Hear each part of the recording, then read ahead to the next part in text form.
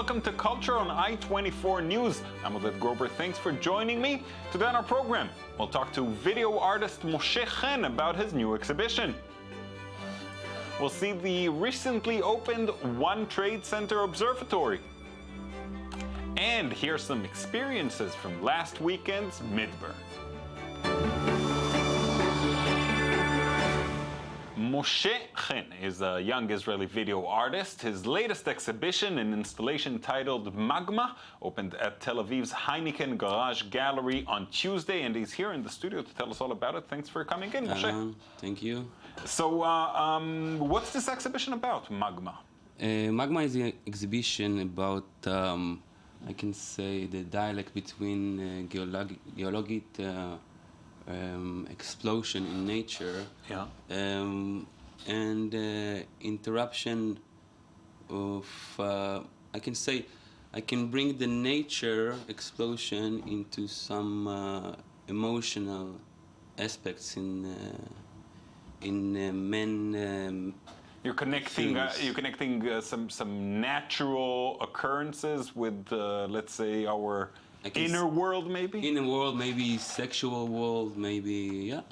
Yeah, I can see some similarities there. Yeah. So, how did this exhibition come about? I mean, you're a fairly young artist. You only graduated a couple of years ago. Yeah, 2 years ago. From Bezalel. Yeah, from Bezalel. So, how did this happen? The exhibition actually is founded by Heineken, and it's happening at the Sura Mare, which is a bar at Sead Yagon. And there is, we are trying to make there like a gallery in a space which is actually a garage that would. Hold on a second. Yeah. Back up. Back up. I didn't think of that. But it's a garage that was turned into a gallery. Right. That's relatively surprising. Yeah. So during the day there are cars parked there, and at night it becomes an art venue? Exactly. Yeah. Wow. Okay, so what does that mean for you as an artist, creating a work that you know is going to be in this setting and not in a museum or in a nice gallery? Do you approach it differently? I think it's interesting because to create in a space which is unacceptable, or maybe I can say something untraditional, yeah. So I think it's making the experience of the viewer much more interesting. You're not expecting to see a show at a garage that just a few seconds ago cars just parked there. And I think it's very interesting to create in a space like that, which is not clean and white as a gallery. Did that come into play when you chose the topics to deal with? Where these works were created especially for this exhibition? Yes, I work with space mostly. I'm very connected to the space I'm projecting in. It's very important for me to create experience for the viewer that would react with the projections. Yeah, I can say it's. So, the field of video art, like film, or very much like film, has been going through some major changes with the move from analog to digital. Right. You're a young artist. You were born in the digital age. True. But you go back and deal with some older formats as well, right? Yes. Why? I think, first of all, I think there is some, in particular, some things that was documented in the past that I wouldn't be able to reenact or document. And I think there is something I can say in the feel of the films, in the grainy. It's something romantic, and it comes across, you feel, in your work. Yeah, for sure. Yeah. You also work with found footage as opposed to going out and shooting everything yourself, and there's a reason to that as well, I understand. True. When I was collecting stuff for this exhibition,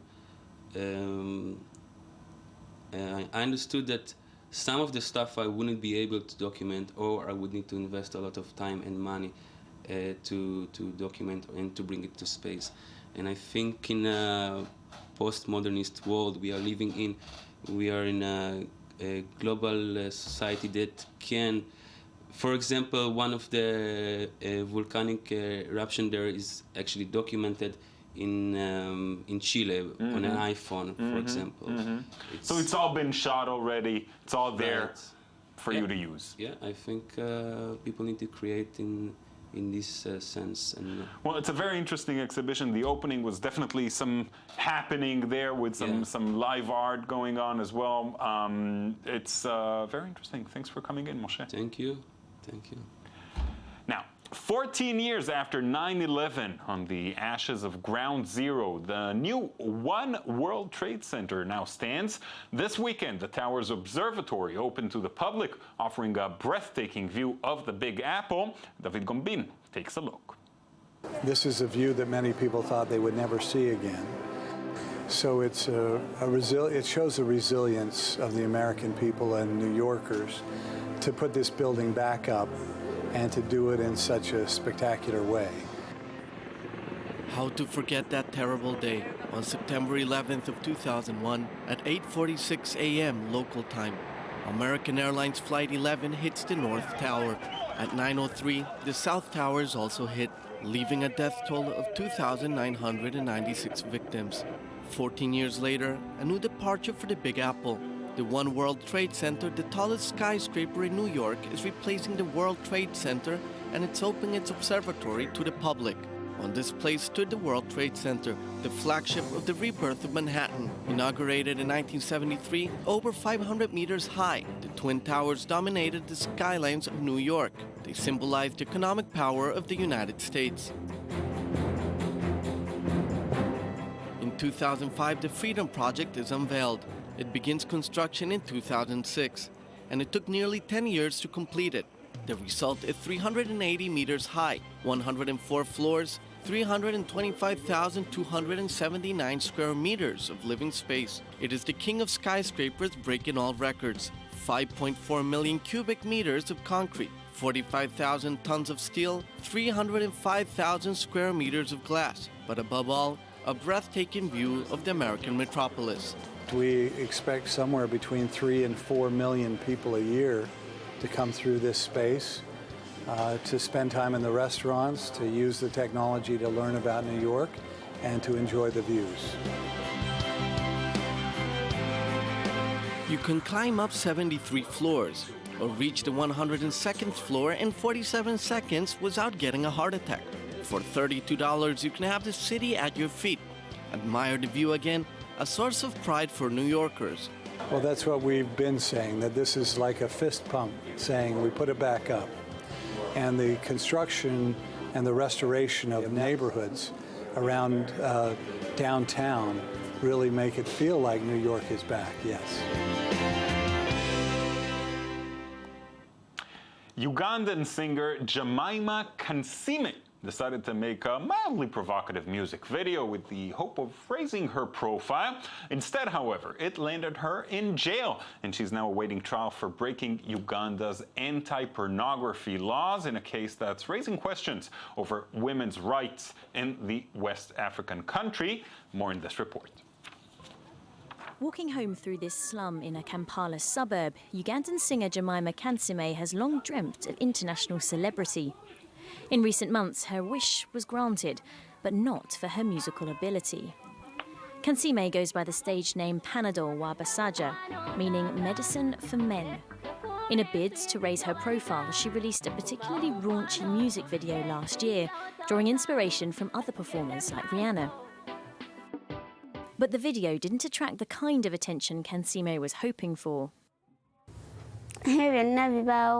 It was a very bad experience for me. First of all, it was not my intention that the entire video would be that explicit. I was trying to see if such a video would market my music and if I could get something good out of it. So when I was arrested and taken to prison and the conditions were bad, I regretted it. What I expected to get out of it turned out to be a disaster. I didn't do it intentionally, I just wanted to see if such a thing would market my music. Kansime's video brought her into a head-on collision with Uganda's Anti-Pornography Act, signed into law in February 2014. It bans women from revealing thighs, breasts and buttocks, as well as banning short skirts. It's a throwback to the reign of Uganda's former dictator Idi Amin, who outlawed miniskirts in the 1970s. For the country's ethics minister, Kansime's video poses a real threat to this socially conservative country. We have acted so on this particular person, one, because she's above age, and she was doing that in her sound senses. She was not pervert, addict, or influenced by some other factors. She was doing this in good faith. So stubbornly, she was using her body to, entertain the world around. And we found this not acceptable. But for Kansime's lawyer, she is simply being made an example of. Panadol was the easiest choice in the country. She comes from a rural and poor background. She lives in one of the worst slums in the country. She has no money whatsoever with which she could hire the best legal services to defend her. Kansime's case raises wider questions about the role of women in Ugandan society. The anti-pornography law targets the most vulnerable women. It does not target the MPs who passed this law, who themselves drive in Land Cruisers and shop together with their families in fancy shopping malls.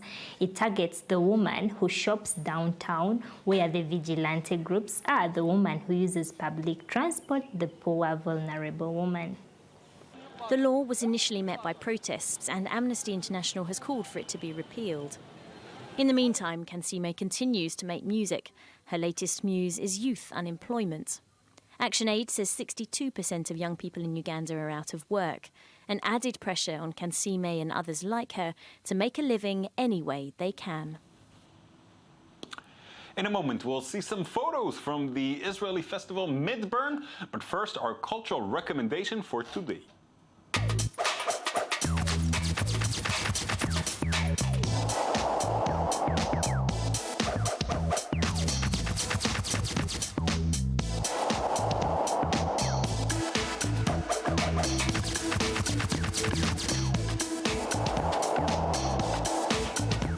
Liverpool presents the largest and most comprehensive display of work to date by Turner Prize-nominated Belfast-born artist Cathy Wilkes.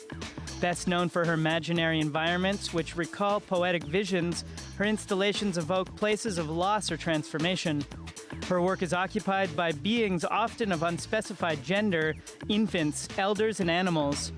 It includes collections of objects and treasured ingredients accumulated from daily life, such as clothes, towels, cups, plates, and biscuits.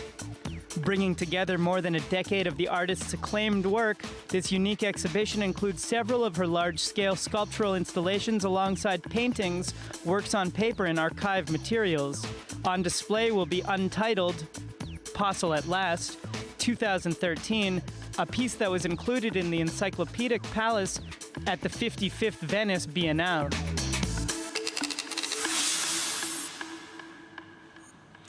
And now, straight from Midburn, with a stop for a shower. Thankfully, Mika Gurovic is already in the studio. How are you, Mika? Exquisite. Never better. High energies, very happy. Came back from the desert with we'll tons see what of we can stories. do about that.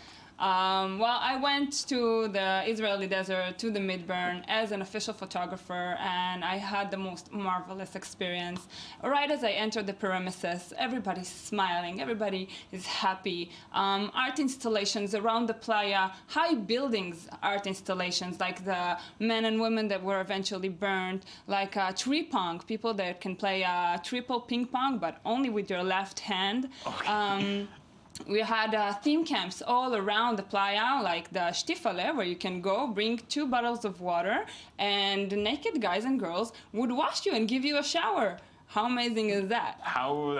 Okay, I thought you weren't supposed to shower there. That's the only problem I have. You have but to. Apparently there are some showers that you can have. The amount of dust that I ate in this festival was incredible. an amazing site for photographers. Everywhere you look at, there's something to photograph. And what's really amazing about this festival is the self-radical expression. One of the most images that I really liked was of a girl called Eden Levy that decided to make a self-radical expression of herself in the desert. She called this a communion between earth, spirit, body, and sky, and she became the piece of art in the festival.